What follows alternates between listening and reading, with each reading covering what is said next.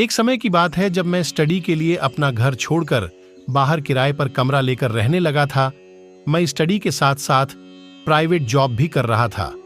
तो एक बार मैं जॉब के काम से नोएडा सुपरटेक बिल्डिंग में गया था। वहां मुझे प्यास लगी। मैंने चारों तरफ देखा, लेकिन मुझे कोई भी दुकान, कोई पानी का नल, कुछ भी दिखाई नहीं दिया। मुझे प्यार बहुत जोरों की, बहुत तेज लगी थी। हालत बिल्कुल खराब थी और मैं गाड़ी से बहुत दूर आ चुका था। अब दोबारा गाड़ी तक जाना पॉसिबल नहीं था।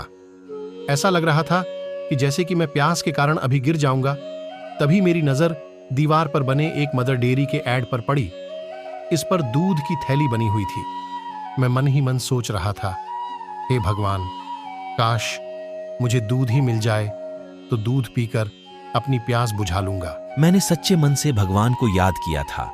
तभी एक ऐसा चमत्कार हुआ। अचानक एक नौजवान दूधिया, जिसकी उम्र लगभग 19-20 साल ही रही होगी, मेरे पास आया। वो बाइक पर था और मैंने उससे पूछा, भाई यहाँ कहीं बाहर मदर डेयरी है क्या? उसने कहा, नहीं, मदर डेयरी तो नहीं है। मैंने कहा, जो ऐड दे रखा है ये क्या है? उसने कहा, भाई ये अभी ओपन नहीं हुई है। उन्होंने कहा, तुम्हें क्या करना है? मैंने कहा, भाई मुझे बहुत ज्यादा तेज प्यास लगी है। दूधिया बोला, क्या तुम कच्चा दूध पी लोगे? मैंने कहा, हां। मैं जवाब दिया। दूधिया बोला, कितना दूध चाहिए? मैंने कहा, 1 लीटर पी लूंगा। दूधिया बोला, तो ठीक है, अपना कोई बर्तन दो मुझे। मैंने कहा, भाई मेरे पास तो कोई बर्तन ही नहीं है।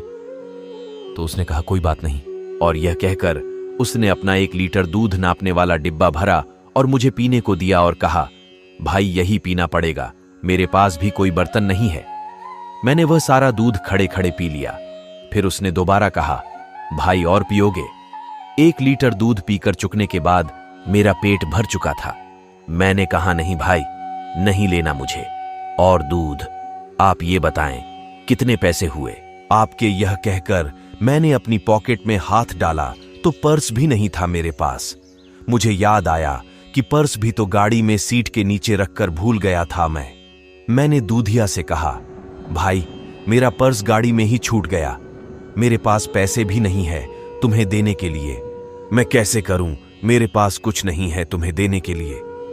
तब उस दूधिया ने कहा, अरे भाई, तुम्हें और दूध पीना है तो बताओ और दूध पी लो, जितना पी सकते हो पी लो। तुमसे पैसे किसने मांगे हैं? मैं तुमसे पैसे नहीं मांग रहा। तुम्हें जितना दूध चाहिए पी लो, पेट भर के पी लो। मुझे यकीन नहीं हुआ, जहां लोग पानी तक पीने को नहीं देते हैं, वहां एक अनजान दूधिया अचानक मेरे पास आता है। वह मुझे दूध पिलाकर बिना पैसे लिए चला जाता है और वह चला गया है। मैं उसे देखता रहा। मैं सोचता रहा कि ये सब क्या था। मुझे एक अपना जीवन का वाकया याद आया। एक बार मैं हनुमान जी की मूर्ति पर नंगे पांव अपने घर से 100 मीटर दूर RS10 की दूध की थैली लेकर चढ़ाने गया। हनुमान जी के ऊपर दूध चढ़ाकर अपने आप को बड़ा गर्व महसूस कर रहा था कि आज तो मैं RS10 का दूध हनुमान जी पर चढ़ा दिया। और लेकिन इत्तेफाक से वह दूध भी फटा हुआ था, गर्मी के कारण फट गया था शायद। और मैं मन ही मन खुश होकर आया कि आज मैं RS10 का दूध हनुमान जी पर चढ़ाकर आया हूं। तब मुझे यह दोनों घटनाओं को जोड़ा, जो हम भगवान को चढ़ाते हैं, भगवान पर हम भगवान से चाहते हैं। भगवान उसका 5 गुना करके, 10 गुना करके, 2 गुना करके हमें वापस लौटता जरूर है। हमें कभी अपने पर घमंड नहीं करना चाहिए। उस दिन मैं बड़ा चौड़ा हो रहा था और अपने आप में ऐसे घमंड दिखाया था जैसे बहुत बड़ा काम कर दिया हो। लेकिन भगवान ने उसका फल यह कहकर दिया, देख कितना पीना है, पी ले। तू क्या RS10 का दूध चढ़ाकर घमंड कर रहा है? जो मेरी सेवा करता है, मैं उसकी हर मुसीबत में वक्त आने पर मदद जरूर करता हूँ। जब कहीं से कोई उम्मीद नहीं होती तब भगवान ही मदद करते हैं और किसी ना किसी को मदद के लिए जरूर भेजते हैं। वो दूधिया भगवान जी ने है भेजा था, वरना मैं प्यास के कारण चक्कर खाकर गिरने ही वाला था। यह मेरी जिंदगी का एक रियल चमत्कार है। इसमें कुछ भी झूठ नहीं है, बिल्कुल सच है ये किस्सा। बोलो बजरंग बली की जय।